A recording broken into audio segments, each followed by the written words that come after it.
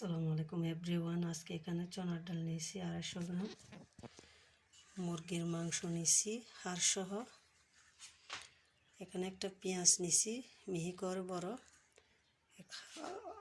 3-4টা রসুনের কোয়া নিয়েছি মিহি করে, একটা টমেটো নিয়েছি, পেঁয়াজের কুলি নিয়েছি, গরম মশলার গুঁড়ি নিয়েছি 1 টেবিল চামচ, মরিচের গুঁড়ি নিয়েছি 1.5 টেবিল চামচ, 3টা এলাচ, তেজপাতা হাফ, আধা ইঞ্চি একটা দারচিনি টুকরা করে নিছি, 1 চিমটি রাঁধুনি মশলা আর 1 চিমটি জায়ফল গুঁড়া।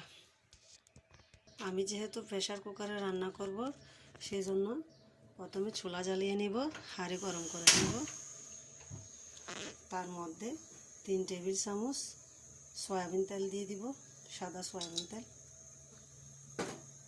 তেল গরম হয়ে গেছে, আমি এখন গোটা মশলাগুলো এক এক করে দিয়ে দিব সবগুলা, তেজপাতা, এলাচ, দারচিনি, একটু নেড়ে চেড়ে নেব, রসুন, পেঁয়াজ বাটা, পেঁয়াজ করে দেব,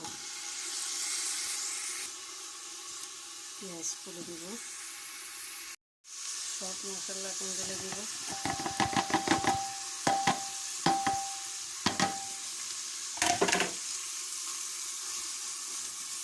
পরিমাণ অনুযায়ী লবণ দিব,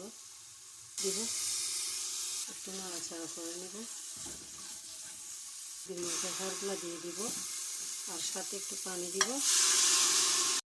পানি দিয়ে নেড়ে ছেড়ে এখন ভালোভাবে কষিয়ে নেব।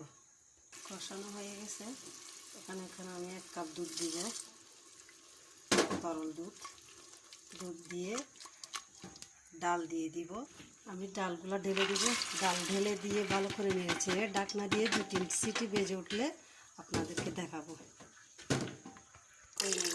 এখন 1 কাপ পানি দিব, পানি দিয়ে প্রেসার কুকারের ঢাকনা লাগিয়ে দিয়ে 2-3 সিটি বেজে ওঠার পরে আপনাদেরকে দেখাবো। তারপর আমি ফোড়ন দিব, ফোড়নের জন্য একটু ননস্টিক কড়াই নিয়েছি, তার মধ্যে 3 টেবিল চামচ সয়াবিন তেল দিছি, ফোড়ন দিব একটা রসুন কোয়া আর 2টা শুকনো লঙ্কা।